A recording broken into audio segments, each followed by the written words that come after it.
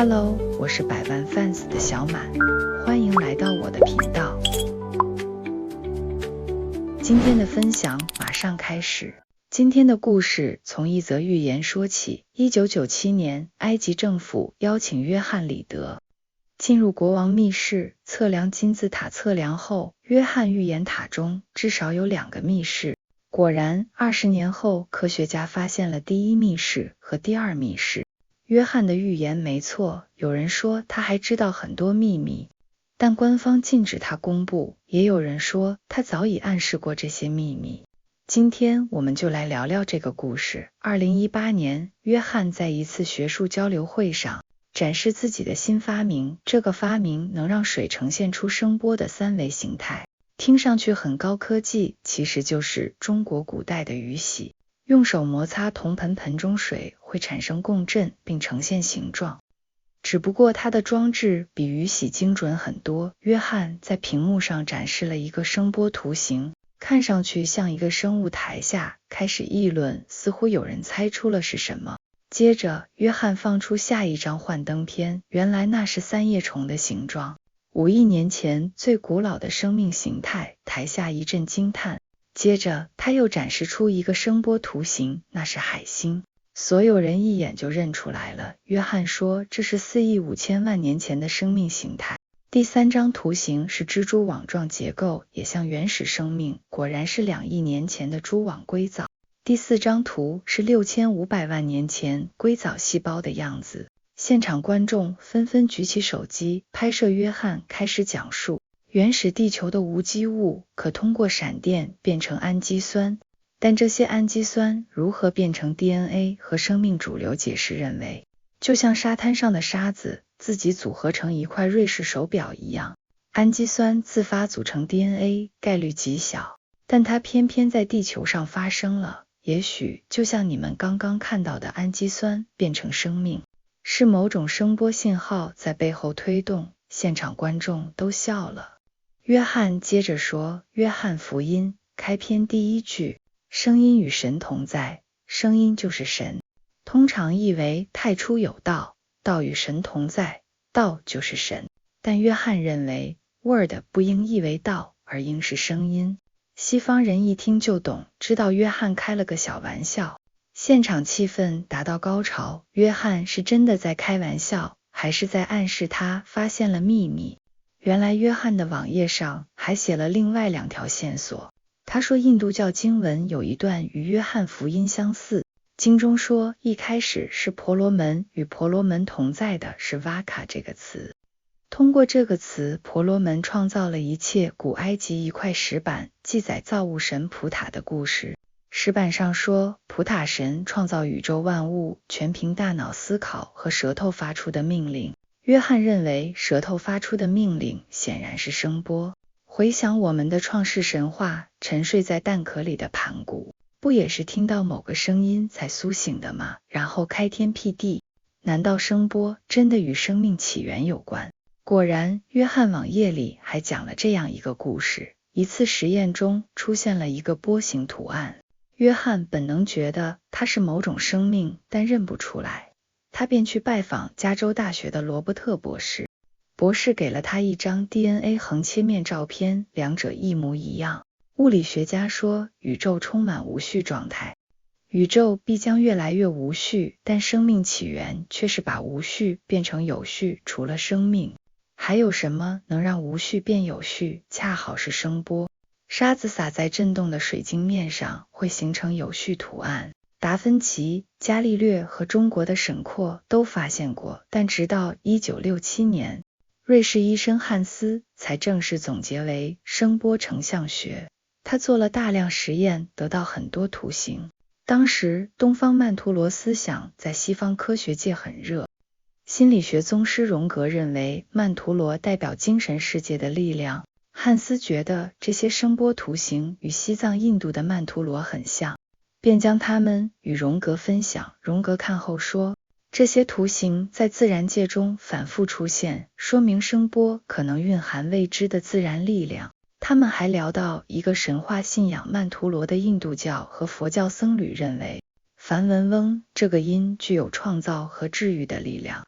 可能與聲波振動的無形力場有關。後來漢斯用甕做實驗得到中心帶點的圓圈，愛好者說用甕稍加調整就得到這個圖形，而它正是至尊壇城的模樣。甕也是六字真言嗡嘛呢呗咪吽的首音。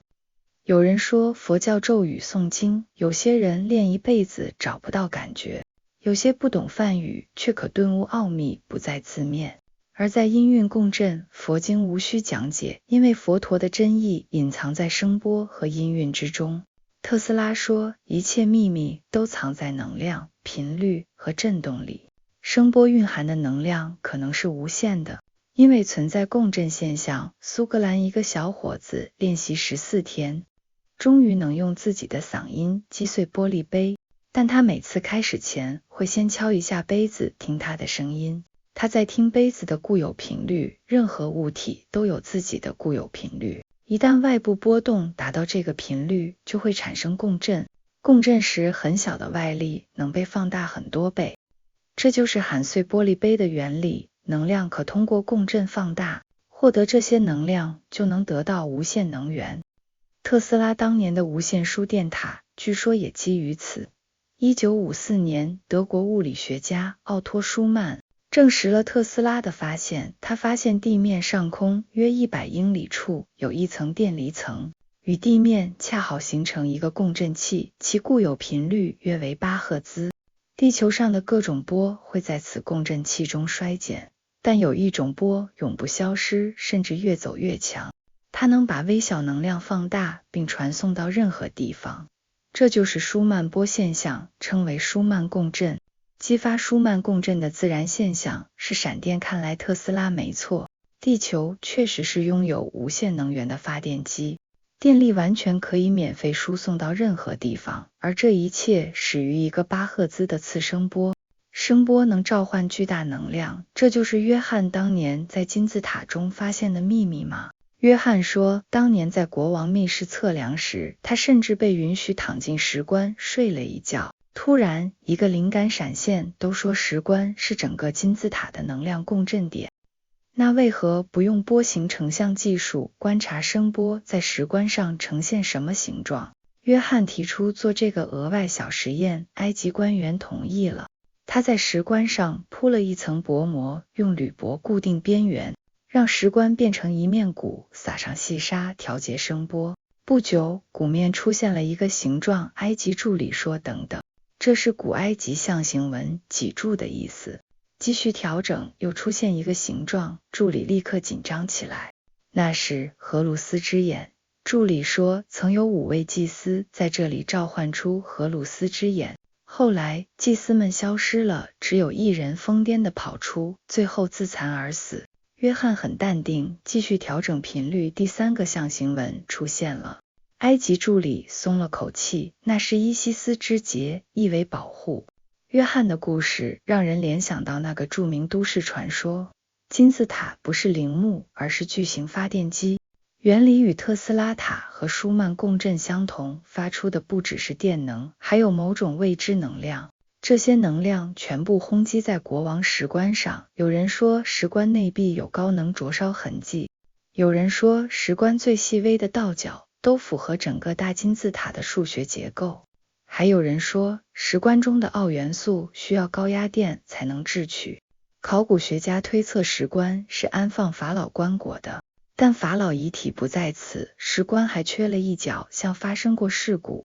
愛好者認為古埃及人堅信木乃伊復活，是因為他們曾目睹過復活可能在遠古祭祀中。法老木乃伊被安放在石棺，金字塔匯聚神秘宇宙力量，時空之門打開，法老被傳送到冥界，荷魯斯掌管冥界，法老接受考驗後又傳送回來。於是復活繼續統治埃及，但某場儀式中發生事故，石棺被炸壞，能量中斷，法老再也沒能復活。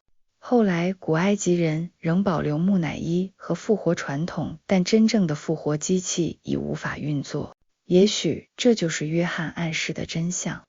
聲波不僅能創造生命，匯聚能量，還能復活遺體。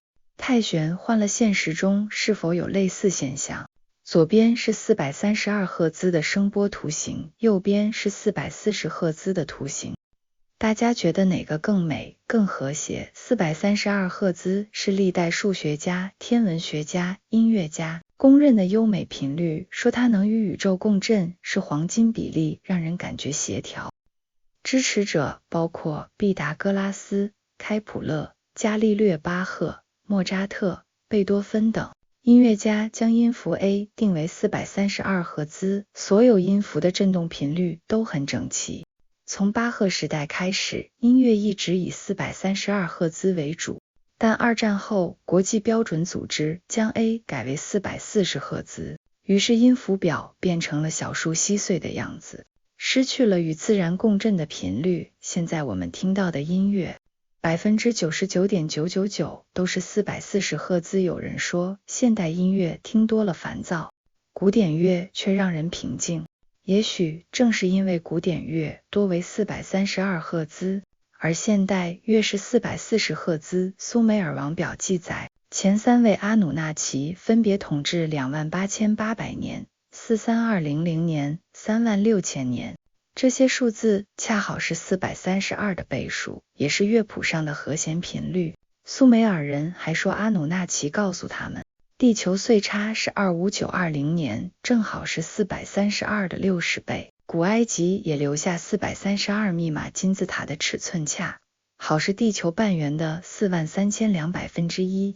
金字塔有144級台階，正是432的1/3。古希臘數學家從數裡推出黃金比例 1.61， 萬物皆符合這一比例，而 1.61 的平方約等於 2.592， 正是蘇美爾岁差數字的1/1000。432密碼再次出現中國出土的遠古編鐘，敲擊出的音高也恰好是432赫茲。